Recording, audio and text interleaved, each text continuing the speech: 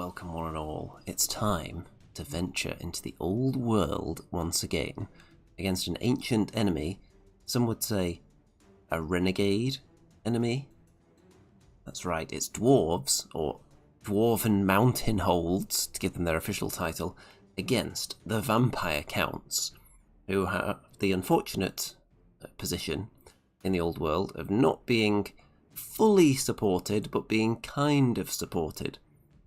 So they are one of the legacy army lists, and we'll see if they've been given the same amount of attention as all the other major factions, or whether in fact anything extra powerful may have slipped through the cracks due to lack of attention. We shall see. I've been told that this list I'm going to be facing in this game has quite a bit of Scream potential, and those of us who played 8th edition will remember that screams were definitely a thing. Terrorgeists and banshees could scream quite wildly, and there were things like fear bombs that you could drop on the enemy, where you would have all different kinds of debuffs for leadership, and then big units of skeletons, and then the enemy would drop down to weapon skill 1. It doesn't quite work that way anymore, fear. I think you're just -1 to hit if you fail a fear test now, so it's not quite as ridiculous.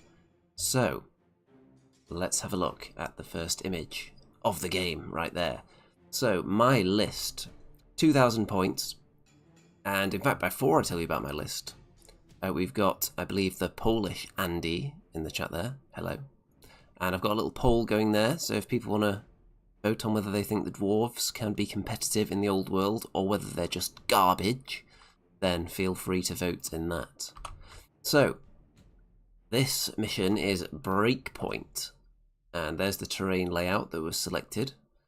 And on this one, rather than just playing the turns out and then seeing who's killed the most stuff at the end, you calculate the unit strength of your army, and when your army drops down to 25% of that unit strength, then you lose. So that could mean that if, for a very easy army, if you've got 100 infantry models that are all unit strength 1, and you're down to 25, or it may be below 25, but 25 or 24, then you just lose the game immediately. So that is the mission here, and you can see there are a lot of skeletons over there, so that could mean killing a lot of them. We've got Matthew and we've got Bestia in the chat as well. Dwarves are fine. I think the player base is yet to adjust to the fact our shooting heavy lists aren't as effective as they once were. I think that sounds quite fair. Shooting definitely has a place in this old world, but it can't necessarily be used the same way that it used to. And we look down here, we can see there is a cannon on the table, so we'll see how that does in this game. This might not be a fair representation of how well shooting can do in the old world, because you can see there are 3 big flying monsters, which are the hotness at the moment. So we'll see how powerful that is. Okay, so let's go into my list. We have the Anvil, and that is the general, and this is slightly tweaked from my tournament list from the other day. I'm trying out a couple of different things, just a little practice game here, trying out some different things. The Anvil of Doom has less upgrades on it, because what I was finding is that people would just camp outside of range of the Anvil of Doom, because I had so many anti-magic runes on it, which made it very expensive, and I never really got to do anything with it. On the other hand, that did mean wizards had to stay far away, which is good. So I've taken down the dispelling potential of the Anvil slightly and just given it 1 rune of, let me see, what's it even called? The rune that gives you an auto dispel anyway, that one. So that's the only rune on it, so it's coming in fairly cheap, 260 points compared to, I think it was about 320 the one I was running at the tournament. So definitely cheaper. We've got an engineer with a handgun. That's the same as my tournament list. We've got a Thane, who is the BSB, and this is a slight tweak as well. So, doubling down on what I was doing with the Hammerers, because the Hammerers have the Master Rune of Hesitation, and the BSB had the Master Rune of Grungni, which does the ward save, and then Hesitation means that the opponents can't use their lances or any other special rules they would get on the charge. So on top of that, I've also added further runes to the BSB, So the BSB now also has the Rune of Confusion on the banner, which means that charging in the front arc leads to disordered charges, which means you do not get your initiative bonus. So, if you charge the hammers in the front, you do not get your initiative bonus, and you can't use lances, you can't use impact hits or any of the cool stuff you might get on the charge, and they also benefit from being charged, so they get +1 attack and +1 initiative. So that makes them quite a powerful unit. I don't know if we'll see the best of it in this game, because obviously we've got skeletons, so we might end up fighting them, but the big flying stuff can really avoid a killer unit like hammerers if they want to. I'll talk you through the deployment setup in a minute once I've gone through the list. So, we also have 10 warriors, 10 dwarf warriors there with full command, 10 quarrelers who are down here with full command, and 10 thunderers who are down here, and they just have a musician and a champion, no standard bearer in there. 12 rangers out on the flank there. They are set up in open order, so anyone wants to fight them, they're going to have to fight the entire fighting rank. Then, in terms of special, we've got a cannon with a single rune of forging to reroll the misfire on the artillery dice. We've got a gyrocopter out here with the brimstone gun, which is the middle of the road gun, and I haven't tried that before, so we'll see how that goes. We've got 2 organ guns and 2 units vine drakes with trollhammer torpedoes. So, I'm up against, clearly, 2 terrorgeists and a zombie dragon with a vampire lord on it, who is a level 3 spellcaster. There is also a mortis engine with a necromancer who is level 4 on the back of it as well. Then there are 3 big blobs of skeletons, one with 36, the other 2 with 25, I think, if I remember correctly. Now, crazily, the unit strength of my army comes out at exactly 100, which means that if I get down to either 25 or 24 individual dwarves, then the game will end and I would lose. And my opponent's list is quite a bit higher unit strength. I think it's something like 130, somewhere around there. So, anything else on my list before I go on? I may have put something extra on the hammerers, actually. Let me just pull up their entry in the list here. So, yeah, they've got the Rune of Hesitation, and then they've also given them, so I gave them the Rune of Battle as well, which is +1 to combat resolution. So they get +1 for the banner, +1 for the Rune of Battle, and +1 for the BSB. And they also have an extra rank at the moment as well, and they're drilled. So of course they can redress the ranks by 5 before moving, or before charging, or any other move that isn't a flee move, if my understanding is correct. So, if you fall back in good order, you can't do it, because that is considered a flee move. If you give ground, you can do it. So if you give ground, you can redress the ranks, which is very interesting. Now, my deployment. There's one thing that immediately jumps out as being weird, and that's that I've put my quarrelers and thunderers in ranks. So what I was thinking was that they would be able to see to large targets over the rest of the unit. But that is not the case, so you can't see through your own unit even to a large target. So unless you've got volley fire, then you can't see over. And I don't know if any of the dwarf units actually do have volley fire. Let me see, it doesn't look like it. No, I don't think any units in the dwarf list have volley fire, so they can't actually fire in 2 ranks, which is annoying. But they can fire over my other units. So they can't fire over their friends in the unit, but they can fire over other units to the large targets that we've got on the other side of the table. Now, I couldn't deploy anything all the way out to the edge, so I'm using this bit of terrain here as a bit of a flank protector. And I've staggered all my war machines so they can't all be hit at once. And if the cannon gets hit first, the overrun would then go into the engineer and not the anvil. And this organ gun would overrun into this organ gun and not the anvil. So I am accepting that the war machines are going to get charged. And my plan, if you can call it a plan, is to start blasting and encourage them into this bit of open ground so they can set up immediate war machine charges. Because if I've got, for example, iron drakes or something scary that can maybe stand and shoot in front of the war machines, maybe my opponent would be hesitant to charge straight down the middle and would take some kind of evasive action and maybe try and get round the flanks, which I don't want. I just want them to come in straight down the middle and just get shot at close range, and hopefully I just kill 2 of the big flying things before they get to do anything.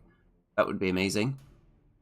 And then if something starts fighting my organ guns over here, then I've got iron drakes and hammerers that can dish out the pain that way.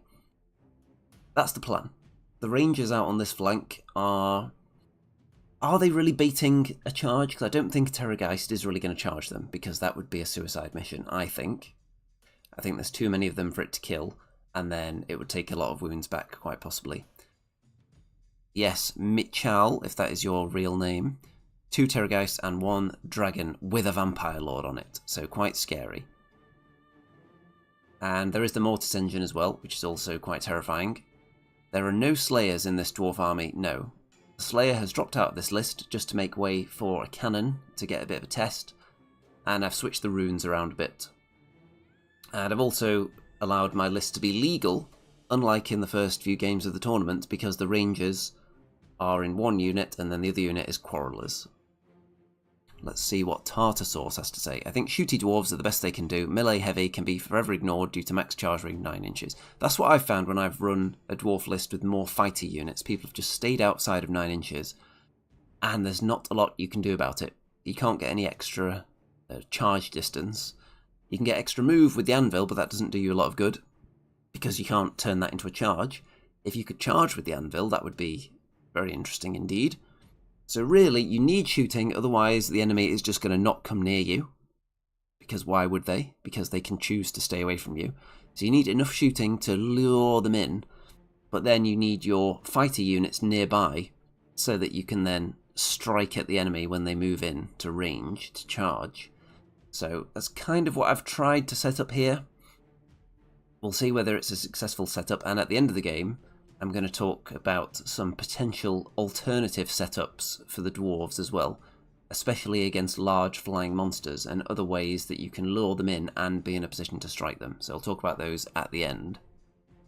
Yes, stay outside of 9 inches and blast magic, because the anvil, unless you really load it up with those anti-magic runes, runes of dispelling, just all over the place, spell breaking and such, and rune of balance, you can throw all those on there, but it gets so expensive that if the enemy don't come into range, or they're not a heavy spellcasting list, then you've just thrown away hundreds of points.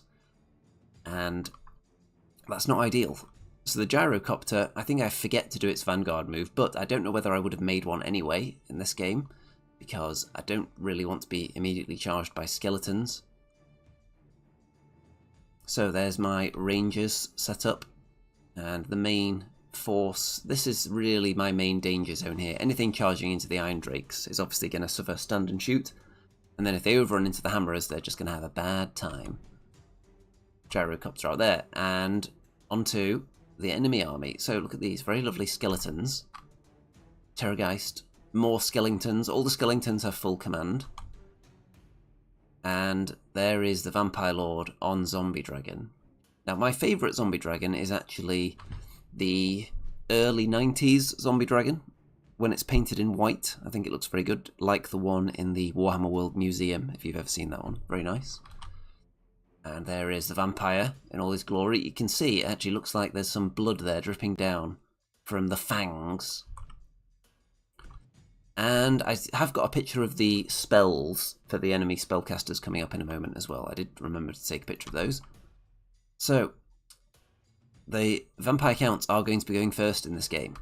Now, had I won the roll off and gone first, that would have been my preference, because obviously I have the capabilities here to kill one of these big flyers before they even move, at least one of them. Both the Trollhammer torpedoes would be in range on this scenario. Both organ guns and the cannon and the rangers and the quarrelers would all be in range, and the anvil's magic missile, and the thunderers for that matter. So everything potentially, I would start on one of them, probably one I felt I could kill, maybe like this one, because a lot of my stuff is in range of that one. And then if I killed that one, then the later things down the line would move on to the next juicy target. I don't know about the big vampire on the zombie dragon, because that's got a ward save. The other things do not have a ward save, or they don't have a very good one. there is some regeneration going around in vampire counts. So, this is the first turn. Things are moving up. And look at that terrifying sight. This is what the rangers are looking out across. And posing for the video thumbnail there, the old rangers. And the anvil uses its auto-dispel once per game because I wanted to stop a giant vortex being placed right in front of my army. So, these are the spells, and I was informed that they're probably spelt incorrectly. So the Crystal Column, the Spectral Doppelganger, and the Glittering Robes. So that is on the Vampire Lord, I think. And then these spells, which are on the official cards, are on the Necromancer. So Unquiet Spirits, which does strength 2 hits, but no armor saves permitted. So that can be quite dangerous to some of my units that aren't in range to get a ward save. The Spiritual Vortex, which is a large blast template, a large vortex. So anytime I see a large vortex, I think I want to stop that spell going off, because that's going to block my lines of sight for my shooting.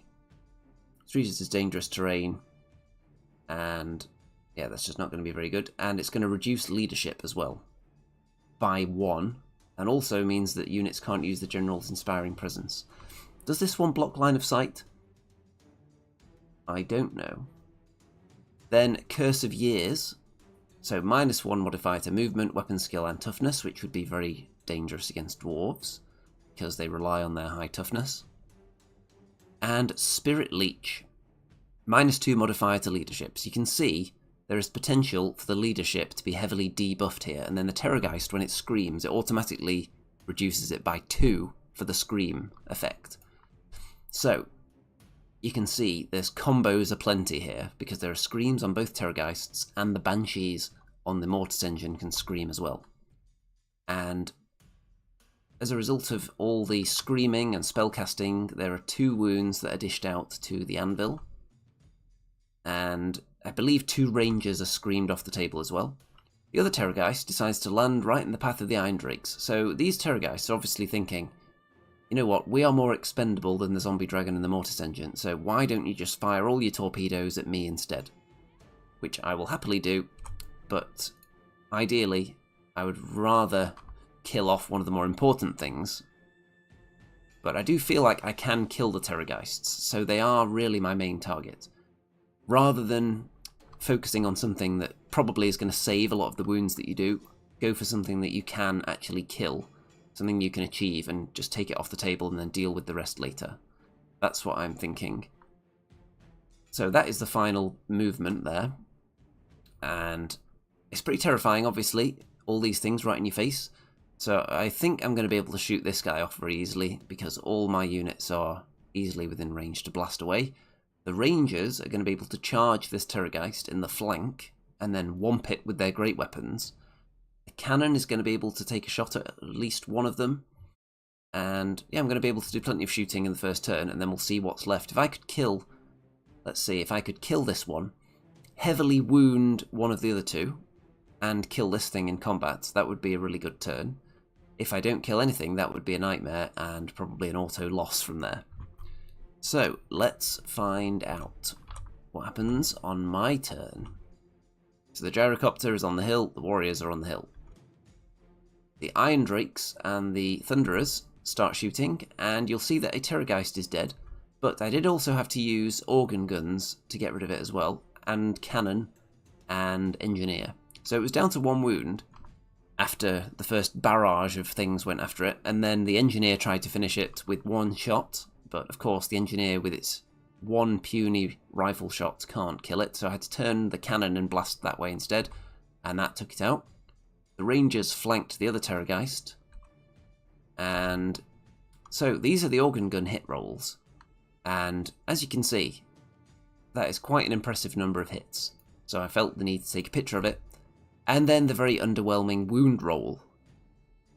So the Organ Guns are wounding on 5s against big toughness 6 flyers, so only 2 out of all that, so that's very disappointing.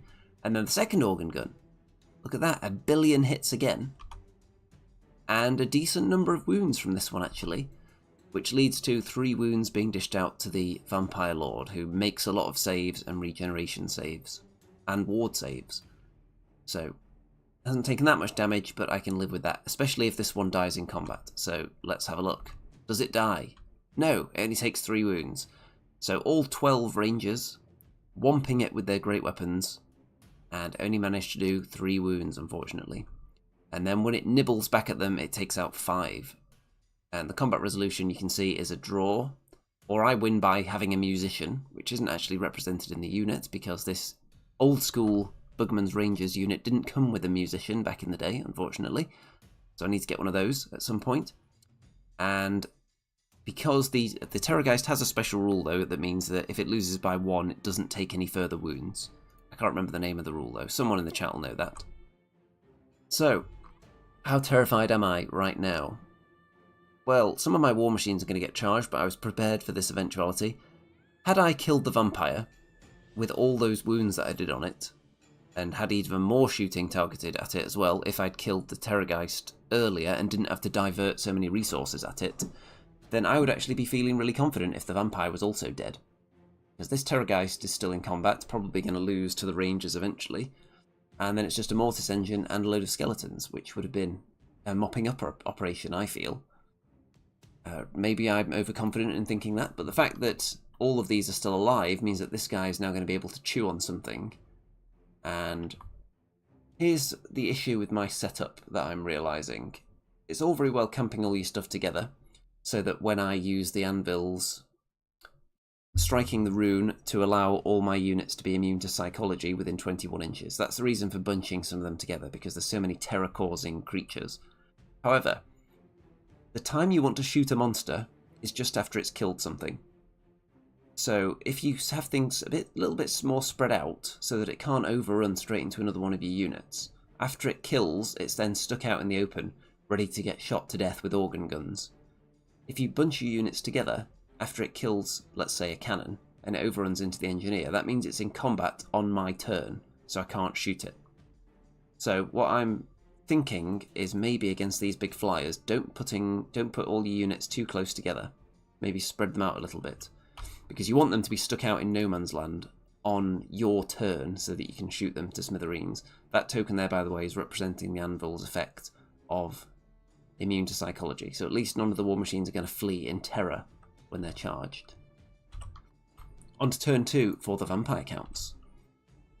Spirit Leech is cast on this organ gun, and that means -2 to the leadership, and it's going to get screamed at. So the thing with the screams, because they're on a large target, they can see over their own units, and that's terrifying, and they can scream into combat, they can scream out of combat.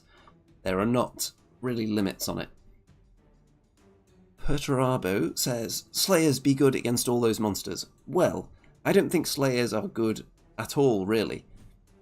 Unfortunately. So, I'm going to look in this app here at Slayers. So, they're in the special category. I'm going to have a look at the rules they have. So, their death blow isn't very good at all, because it's just a strength 3 hit. So, if they're not striking first, they're only initiative 2 as well, the Troll Slayers, so you're not really expecting to go first. Movement 3, so you're not really expecting to go first via getting a charge. So the main things would be, let's see, so the Slayer ability though, that's the important thing, because that means that when you roll to wound, you roll a 4+ to wound.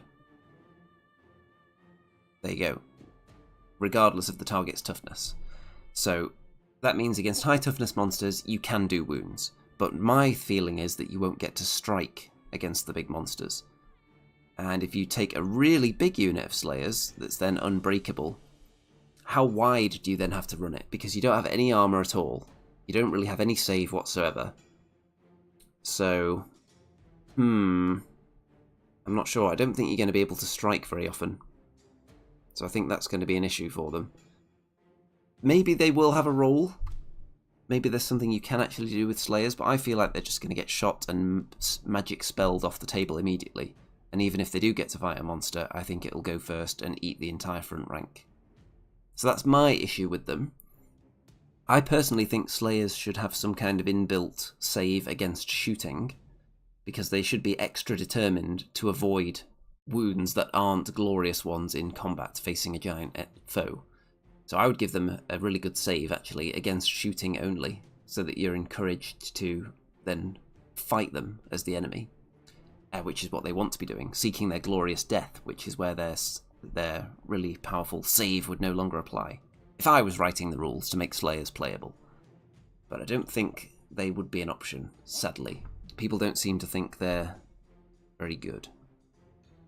Okay, so Curse of Years is placed onto the Hammerers, and I'm finding myself unable to stop any of these spells because they're going off from a level 4, who has a bonus to cast from being near the Mortis engine as well. So my +3 to Dispel isn't cutting it, I'm afraid. And that means that the Hammerers have -1 to movement, weapon skill, and toughness, which is mildly irritating, but they're not really in a position to fight at the moment anyway, so it's not that big of a deal. The Zombie Dragon into the cannon. The Mortis engine into one of the organ guns, and then it just screams the other one off the table. The Mortis engine or the Terrorgeist, I can't remember which one. May well be the Mortis engine that does it. So you can scream into combat, you can scream out of combat. It's just a very powerful ability. And apparently this isn't even the most powerful scream list you can build either. You can have another Terrorgeist, you can have more Necromancers, so that you can have even more leadership debuffs going off. And you can just scream entire units off the table in one go. Truly terrifying. Even this whole Dwarf army that's leadership 9, you would think they would be quite resistant to leadership tests, but when you're debuffing them constantly, then that is an issue. So the organ gun crew just run away because they're so terrified of the screams of the vampire counts. Skeletons move into range as well, so potentially we're going to get to fight them. And let's see the results of combat. So the cannon is dead, and the vampire lord overruns into the engineer, which keeps my anvil safe for a turn, which was the goal of staggering them like that with the anvil at the back. So that kind of works. The other organ gun runs away from the Mortis engine and survives with one crew member intact, which is nice. And now that overruns into the Quarrelers, who will have to have a bit of a fight there. I don't know if you've noticed, by the way, but on these dwarf paint jobs, the later the unit is that I added paint to, the more highlights I've done. So, like the Hammerers were one of the first ones I did. I didn't really add that much to them. I mainly just did the skin and beards. And then when you get to the Quarrelers, you'll see I've done like highlights on all the different clothing. And so I'm going further and further with each unit. So really I should go back to the units that I touched up originally and add even more to those. Like the Hammerers, I feel like I could do something extra on the gold and on their purple weapon shafts as well. I could add something there. Some more Rangers get killed, but they do kill the Terrorgeist, leaving only Mr. Bugman, the Ranger champion, as the final survivor of that combat. So 2 Terrorgeists dead, so that's good, but I have lost a couple of War Machines. And, oh actually, so the Mortis engine actually doesn't reach the Quarrelers.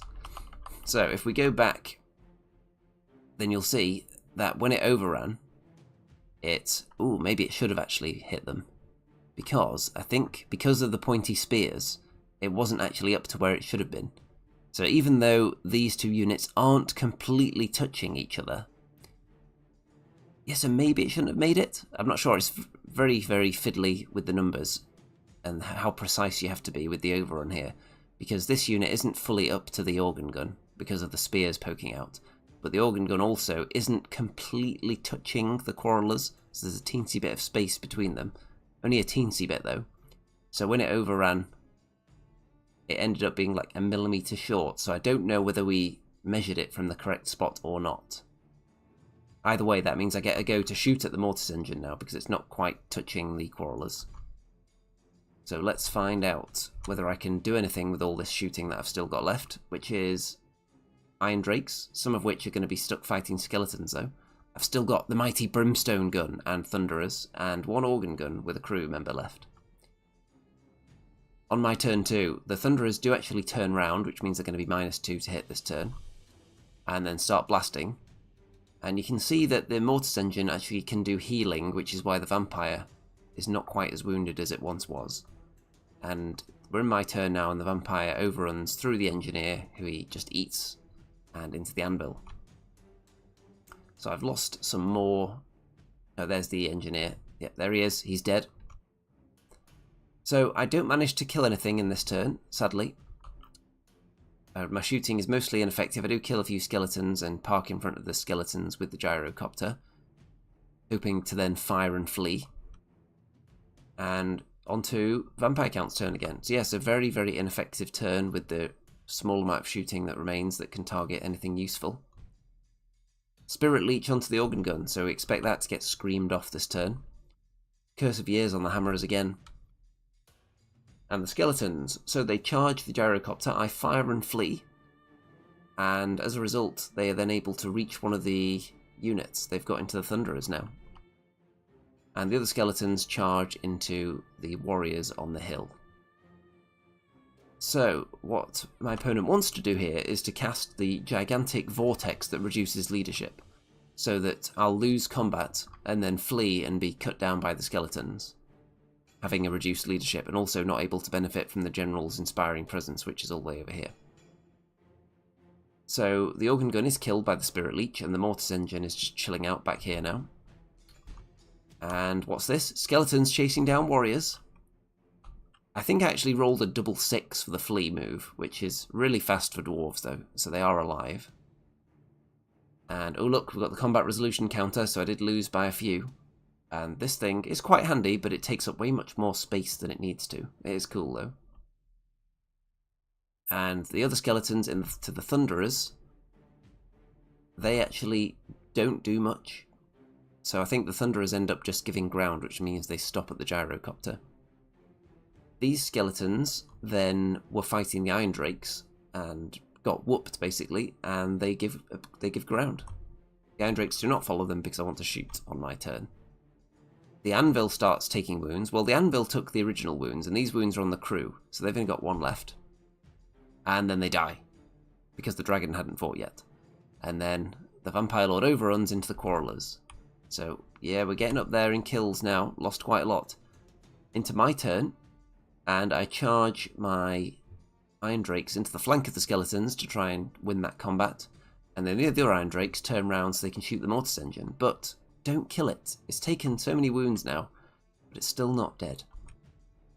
The Quarrelers are getting whooped by a vampire, of course, and then they get eaten, and the vampire turns around to look this way, which, unfortunately, this combat happened on my turn, which means that the zombie dragon can charge the hammerers. However, I'm not too concerned by that, because the zombie dragon, I'm just going to challenge it with a hammer, which means that it's going to win the combat by, let's see, I've got a banner with the Rune of Battle and the BSB, so I'm getting a minimum 3.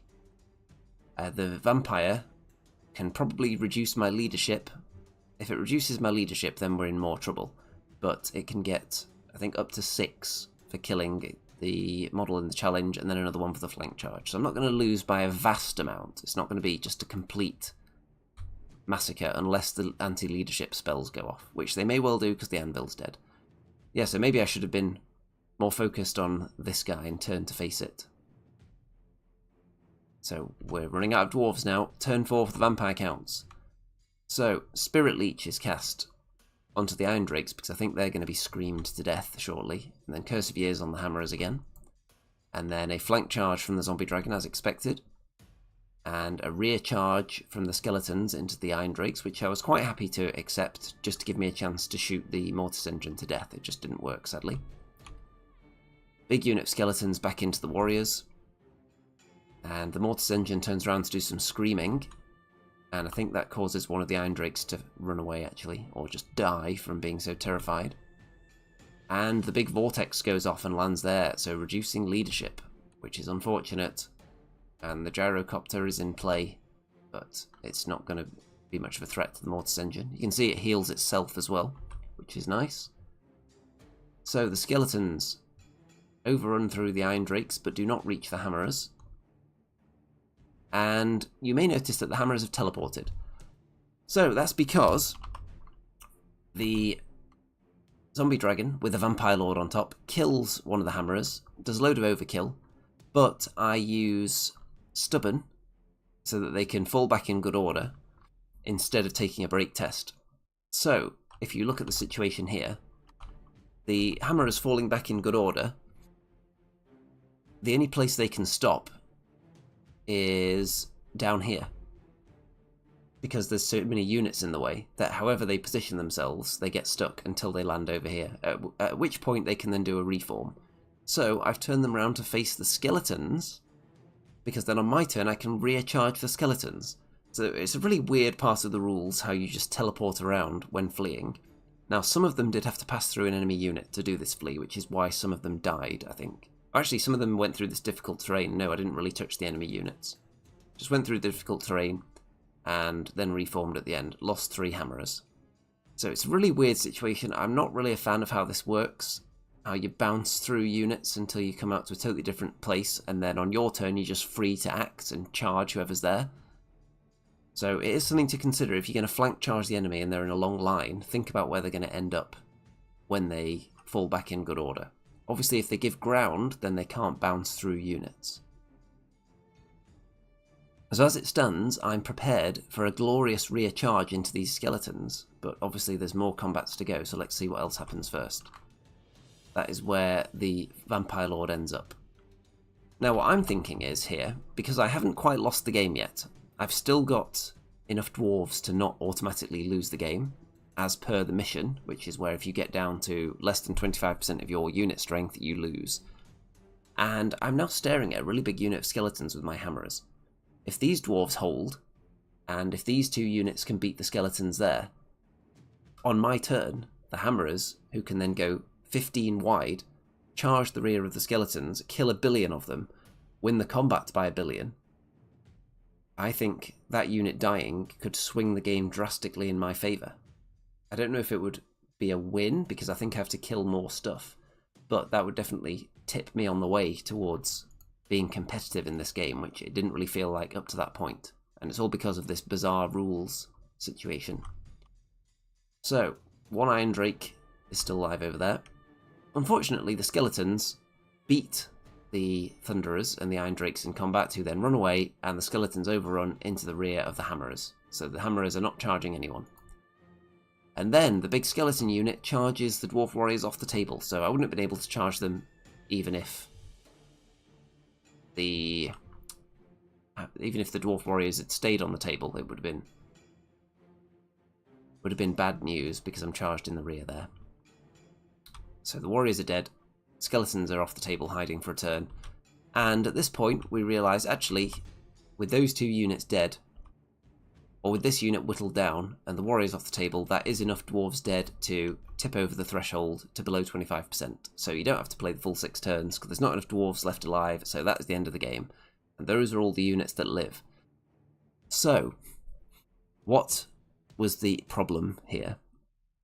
The issue was that I didn't get my fighting unit into fights that I wanted them to be in. My war machines were too easy to kill and then overrun into the next one. And dealing with 3 flyers is tricky regardless, but there are some things that I would like to consider going forward against them. One, because they're large targets, if you're up against multiples of them, this won't work against every list, but there are situations where you are against multiple large targets. Using my own units in front of the war machines as a screen, but maybe slightly further out as a screen, not giving them the opportunity to charge into the war machines. Now, the problem is that if they do get into the screen and kill them all, then they overrun straight into the machines, and we're back to square one. If the screen is too far away from the machines, then presumably they can fly, they can just charge straight over the screen into the machines anyway. So we need to be in a situation where the big flyers are charging something, killing it, and then being standing out in the open waiting to be shot. Which is difficult to pull off, because you want to stay somewhat compact. So maybe spreading out more is the way to go, because war machines can just fire off in 360 anyway. So they don't need to be close together, and if there aren't other threats in the army, because the skeletons were never going to reach anything for most of the game, they weren't going to be a problem. So maybe spreading out the war machines a lot, so that if anything wants to go and kill one of them, it's then going to have to face at least a turn of being shot by the rest. Maybe that's something to consider. The Iron Drakes maybe could be in front of the War Machines so that they can stand and shoot and maybe do some damage first, but then they get killed and overrun, so we're into the same issue again. It's tricky. I don't know what the recipe for success is for dealing with the big flyers. Maybe just corner camping, which wasn't really possible on this scenario because of the deployment zones, but corner camping with a load of War Machines with a big line of hammerers in front, so that if the enemy want to get to your War Machines, they have to go through the hammerers, and they're not going to kill all of them in one go, meaning the fighting rank can then hit them back. Or maybe setting up the units of hammerers with the idea to challenge the enemy, so that static combat resolution would give you a small win each time, so they're not really getting through you at all, they're just getting rid of one hammer at a turn. But then they're still in combat and not being shot, so we still have issues with that plan as well. Yeah, I'm not 100% sure the best way to proceed against these multi-big flyer lists, and we're going to see more of them, I think, because that is the hotness right now. Although the FAQ did take away a few of the weird, overpowered situations they were finding themselves in. So what do we think? What is the plan for the Dwarves against a list like this? Because I think this Dwarf list, very similar to the one I ran at the tournament, can be strong against certain enemies. Preferably enemies that can't run big flyers and aren't very fast. And I don't feel like we're going to see a lot of those at the moment. It seems like fast-moving units, especially the big high-toughness ones, are the juicy stuff at the moment. I think more Iron Drakes, because the Trollhammer Torpedo is very good. It's actually, in some ways, better than a cannonball. Obviously, a cannonball can hit multiple things, but it can't hit multiple big things, because it just stops then, if it hits a big creature, big monster. And it's got the same damage. The Trollhammer Torpedo actually has more AP, unless you roll a 6 with the cannonball, in which case you get the Armor Bane. So Trollhammer Torpedo's definitely something juicy to use there. I don't think the single Slayer on its own is going to pose a threat to anybody, unfortunately. It's cool as a comedy mascot. I just don't know about it. The Gyrocopter didn't really do a lot in this game. I think it just missed every time with the Brimstone gun. And I think it is just time to go back to the Steam gun. It's the cheapest one, and it's just a template, so you're not rolling to hit, apart from the ones that are partially under the template, so you're still going to hit a few of them. And it keeps it nice and cheap. You can use it for its original task of blocking off enemy units and steaming them and hassling things as well. So yeah, I think maybe the Steam gun is the way to go. And against like enemy artillery, you'd probably rather charge that with a Gyrocopter rather than shoot it anyway. So I think that's the way to go. I would like to get more Gyrocopters. I would like to get more Iron Drakes. I would like to be able to run a cannon, but it's very expensive. And I haven't had much use out of them so far. But again, I didn't need to bunch up my War Machines against this list. I don't think that was the way to go. I think I was forced kind of to bunch up a little bit in this game because of the narrow deployment zone. And also the terrain placement meant that lines of sight were going to be obscured because you can't see, I don't think you can see the large targets over the woods or the hills anyway. Maybe the hills, but not the woods.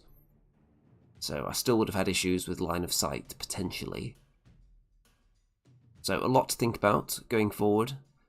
And other things that are definitely going to be added to my collection soon are Slayers, because they're going to be bringing them back. So I'm going to order some of those. The Goblin Hewer, we don't know what that's going to be like. Then, what else are they bringing? There's the new Dwarf Lord on Shield Bearers, which I'm definitely going to get. And rather than putting it on small bases and trying to fit them into my movement trays, I'm going to put it on its normal base and just use my smaller trays, because I haven't just got 5x2s. I've got 5x1s, I've got 2x2s, I've got 3x1s. So I've got 2x1s. So I can just put it in the unit and then just build up the smaller trays around it to put it in the unit that way. So that's going to be something cool, and that gives you a nice fighty character, but the issue is getting it into combat. If you put it in a killer unit, will the enemy even engage you? Do you have to drop points for shooting stuff to make the unit fighty enough to be competitive, but then at which point they just don't bother fighting you, they stay out of dispel range and just drop spells on you? So it's a tough time to be a dwarf, I think, but I am keeping my eyes peeled on the internet. So if I see any opinions out there, any tactics that pop up that I can try and replicate, I will take inspiration. James says Iron Drakes are great. it also says, going first would have helped. Shooting versus VC isn't super effective due to healing, which is annoying. Putting a war machine in the corner would have helped perhaps to drag them away. Yes, definitely something to consider, but on this particular scenario you don't really have a corner as such. You have a much more narrow deployment zone. But yes, it still could have been deployed further away from the other machines, because I'm not worried about blocking my own view with the machines due to the large targets that are the main threat. So what I could have done, if we go back to, let's find the closest wide shot of the table, so I can give a little bit of an overview of what I would have liked to have done with hindsight. Okay, so you can see here, so this is where my artillery line was. Now this works against non-large targets, because you need line of sight to them to shoot them. So that's fine. Against large targets, this was totally unnecessary. So I could have just had like an organ gun here, another one here, a cannon here, iron drakes here, quarrelers there, just spread everything out so there's no overrunning happening at all. So that after they kill something, I then get another round to shoot it. So just feed them one thing per turn, and then try and focus fire as much as possible and bring something down each turn. The issue is, if you're spreading out, where do you put the hammerers then? Do you put them in front as a screen? Because that means the enemy get in combat with you, and then they can't be shot, but that means they're also fighting the hammerers, who are very dangerous and would have a good chance of murdering them. So is that the way to go? Just war machines behind a long line of hammerers? Could be interesting. The iron drakes in front of the hammerer tactic wasn't very optimal against this enemy list, because the big stuff was never going to charge the iron drakes anyway, and the skeletons, they're not really a threat. So I don't feel like the hammerers needed any shielding with the iron drakes in this game, because really I want people to charge the hammerers with all those runes I've put on there to make their charging terrible. So things to consider. Putting the fighter units in front of the war machines against large targets, definitely an option. Also, obviously not putting my shooting troops into this 5x2 situation so that they couldn't shoot anything with half the unit. So put them in a long line instead. The dwarf warriors didn't really do anything except get killed. They could have been used to screen something out perhaps. The rangers did a good job. They killed a terrorgeist and they still survived with one dude left there at this point. So I think that's a good unit. A big block of rangers, or a big line of rangers with great weapons, is quite a deterrent. Maybe using them as a screen right in front of the flyers would have helped. Then they have to choose whether they want to charge them or fly over them. And that could have been interesting. A line of the rangers with great weapons and then a line of hammerers, so that the big flyers don't have a place to land. But then they get into combat with one, over and into the next, but then I get to punch them in the face, and anyone that's not in combat gets shot. But then you have to worry about your flanks, and what do you protect your flanks with? Do you use gyrocopters? Do you use iron drakes out there to guard the flanks? Do you just not have flanks? Do you deploy in the corner? These are all the questions that I'm asking as a dwarf player at the moment. And you can see, what a delicious snack there. Salted pretzels. They don't sponsor this video, by the way, so it doesn't matter that their brand logo is partly obscured, so I'm not losing any revenue. If I could be sponsored by Salted Pretzels, I would be all over that sponsorship. I'd be all over any sponsorship, probably, unless it's a product I know to be garbage. But if it's a salted snack, then let me know if you want to sponsor this channel, and I'll happily put your snacks in the corner of every photo, and maybe the logo will even be visible as well. That would be a dream, wouldn't it? So, let's see. Wolf Seal. Hopefully Ungrim will come with some tasty buffs for his Slayer units. That would be nice. If you could take Ungrim and a load of Slayers and the Goblin Hewer, and they get some kind of bonus from being not necessarily a full Slayer army, which would be cool, but that would mean buying a lot of Slayers. But as a Slayer themed army, so it has a lot of Slayers in it, but there are other units in there as well. That's what I would like. I don't want you to have to run a full army of Slayers to get any kind of buff or benefit, because that's going to be very expensive. Slayers are expensive, and at that point I would actually start looking at alternative miniature manufacturers. I would still get a full unit of the official old school Slayers, but then if I needed to have multiple units to run a Slayer army for some kind of buff benefit reason, then I would probably look at some alternate manufacturers at that point. Let's see, shoot the Mortis Engine first if you can. That's the one that heals. Also, it's only toughness 5.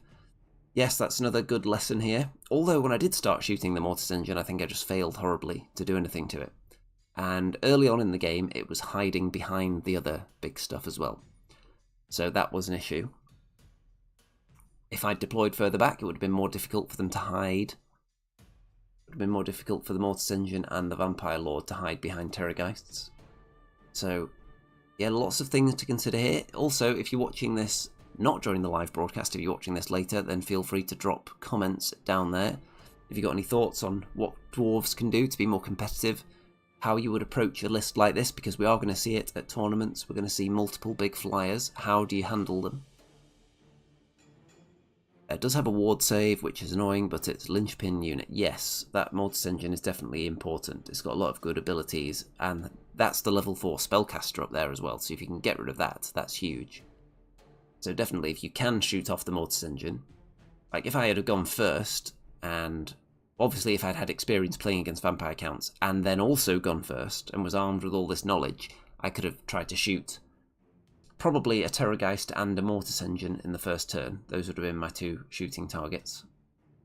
The Terrorgeist, just because I feel like I could kill them more easily. And anytime you can kill something, not necessarily a bad move to do so, you're just taking a piece off the table. As long as you're not giving up some horrible position by doing it, like you're charging it with one of your units that's then going to get hit on the counter by everything in the opposing force. Now, we're seeing that 69% of the people who voted believe that Dwarves can be competitive in the old world, which is good. So I want to see lots of comments about how you would make the Dwarves competitive. What kind of list would you run, factoring in that if you go too combat heavy, the enemy just won't go near your units. If you go too shooting heavy, then the enemy just mop them up one by one and eat them. So what do we think? Do we think screening the war machines with hammers and ranges with great weapons is the way to go? And then if you're up against an army that doesn't have any big targets, you then set up in a slightly different way so that you can actually shoot them. But against the big flyers, is that the way to go? Just a line of hammerers. Yes, the Terrorgeist is very scary. So I felt like killing that was an easier thing to do. And also it takes away its ability to scream my units off the table each turn as well. So something to consider there. There's also ways you can increase your chances of going first. If you have less units and you finish deploying first, then you get +1 to the roll. So that's something to consider. Even though multiple small units seems quite powerful at the moment, it didn't help much here.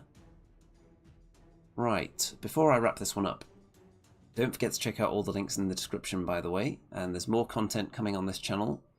So this weekend, I've got 2 Kings of War tournaments, if that's a game you're interested in seeing reports from. So I'm going to have 2 Kings of War tournament reports this weekend. And then what I'm hoping for at the moment is to get an Old World game in every week. And then the next Old World tournament is in 2 weeks. So I need to have a nice dwarf list ready for that. I do have a Vampire Counts army, by the way, but not possibly a very competitive one. I would have to look and see how my units are.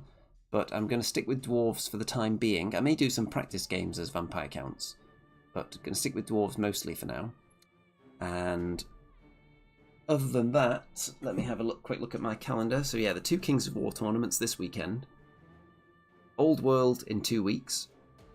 And then after that, there is more Old World. And I'm running some tournaments in May. And a Dreadball tournament in May that I'm playing in, which is nice. I haven't played that at a tournament for ages, because it always seems to clash with other game systems that I've already bought tickets for. So don't forget to like the video, obviously. Don't forget to subscribe. Don't forget to check out all the links. There's various social media shenanigans down there. There's Twitter, Facebook group, Discord server, and all that. The Discord server has been divided up into sections for each game system now, because I realised this channel, ideally, it's covering lots of different game systems. Whatever I happen to be playing, it just so happens that Old World is very easy to find games of at the moment, so there's going to be lots of Old World content. And also, it's doing good numbers as well, which obviously helps. So don't forget also to, why not, pledge your entire life savings to the Patreon or PayPal and that's going to let me go to 1 million more tournaments and have 1 million more games and report on them. And also, you'll just feel good about yourself. You're putting those... You've got that vault of gold coins that you go swimming in every night. Why not just pledge all of it to me instead? I think you would feel really good about that. I know I would. And you'd be giving back to the public, wouldn't you? You'd be giving back to the community. Because I am doing a public service here, really. And on that note, it's time to wrap this video up. And I'll see you this weekend if you're a Kings of War fan. And I'll see you in 2 weeks for the Old World tournament. And maybe next Friday, possibly. Old World Battle Report, could well be. I seem to be getting a lot of my games in Thursday night at the moment, so that could well be a thing next week. Keep your eyes peeled, and all that remains to be said is good night out there, whatever you are.